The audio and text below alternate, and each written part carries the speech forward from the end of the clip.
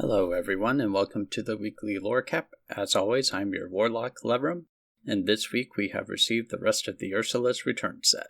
So today we will be looking at the remaining holes in the stories of the set, and I am very excited to announce that this week we have our first special guest, Leebarbs, as you may know him as my co-host on the Glimmer Gang podcast, and the host of his own podcast, Uncommon Cardboard. Also returning today is Pip. Welcome back, Pip. How are you doing? I'm doing great, Leebarbs. I had a minor ink transfusion, but don't worry about me. It seems like we have bigger ink spills to clean in the Illuminary. Indeed. Well, without further ado, let's get into what we've learned from the final cards from Ursula's Return. First off, we got our last few cards filling us in on the timeline of the events leading to Ursula's takeover. For one, we have confirmation that our initial deal is brought about between two Dreamborn Ursulas, Deceiver of All from Set 3, and then Mad Sea Witch. At some point, the Mad Sea Witch decides to betray the Deceiver of All, and we learn about the importance of the Hexwell Crown, which is needed to rule Lorcana. We'll have to wait and see if we get any more information on this crown, but for now we know that it's after taking both of these items from the Deceiver of All that the Mad Sea Witch becomes her Floodborn version and starts really wreaking havoc across Lorcana. Another theory has sprung up surrounding our enchanted cards for this set. They're all in this void for their backgrounds. The theory is that these characters are being viewed from Ursula's cauldron, much like she spies on Ariel during The Little Mermaid. The only wrench in this is that we also got an Ursula enchanted in this style. Could it be the Deceiver of All who is spying on all of these characters?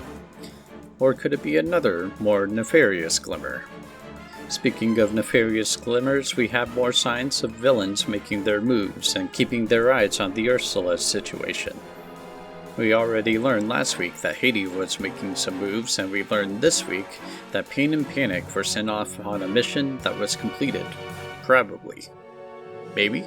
If it was completed, this may still line up Hades as our next big bad. If it's good. However, we saw more than Hades. Maleficent has sent off Diablo to keep an eye on things, and Gaston has been making shady deals.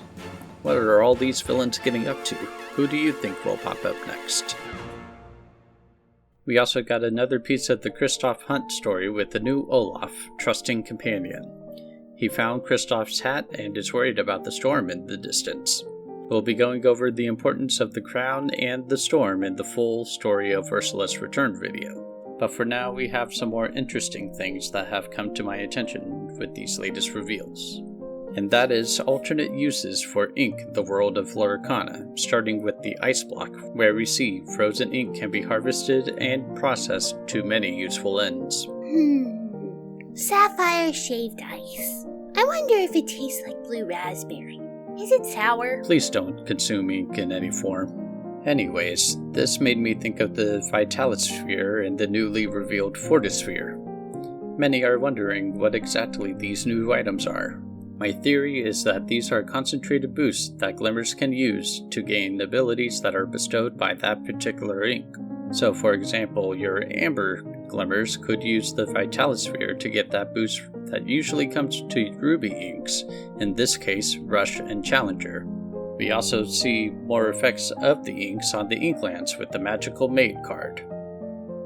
Have you ever seen anything so beautiful, she asked, marveling at the amethyst trees.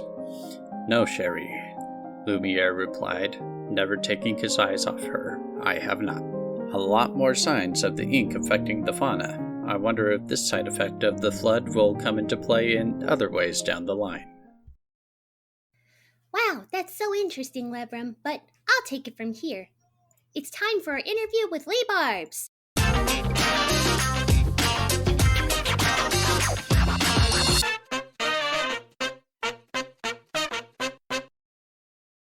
Hello, Mr. Barbs. Hi, Pip. How are you doing today? I'm doing fantastic. Mr. Barbs is the fantastic host of the Glitter Gang podcast and the legendary Cardboard YouTube series. Did I get that right? You were really close, Pip. Oh, okay, we'll get it next time. But first, let's go for some questions. What do you think the Hexwell crown does? I think that the Hexwell crown is what gives Ursula her ability to corrupt and take over Glimmers. Interesting. Do you think this will be the MacGuffin that all villains will be chasing in the upcoming sets of Lorcana? I do. I do think that this is going to be something that we continue to see for quite a while in Lorcana. Neat. We've got a lot of examples of villains making their moves while Ursula's madness is going on. Who do you think will be next to step up to the plate? If I had to put any money on it, I would say that Hades is going to be our next threat to have to deal with.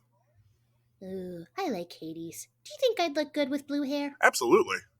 What is a theory that you have about Lorcana, either from something we've seen already or something that's coming up? I think that a personal theory that I have is that the world of Lorcana, there's been a lot of really big things to happen in its past, and we're going to slowly learn about some of these larger events that took place and are shaping what's happening today.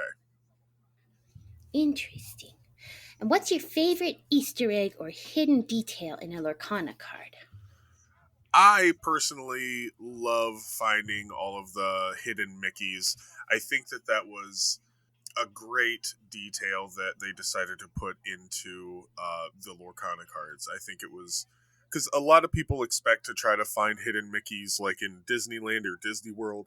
I think it was brilliant to bring that into this game as well. I also like the hidden Mickeys. They're fun to try and find.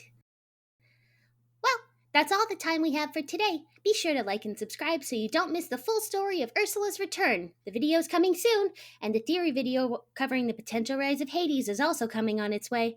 As always, thank you for watching, and we'll catch you on the next page.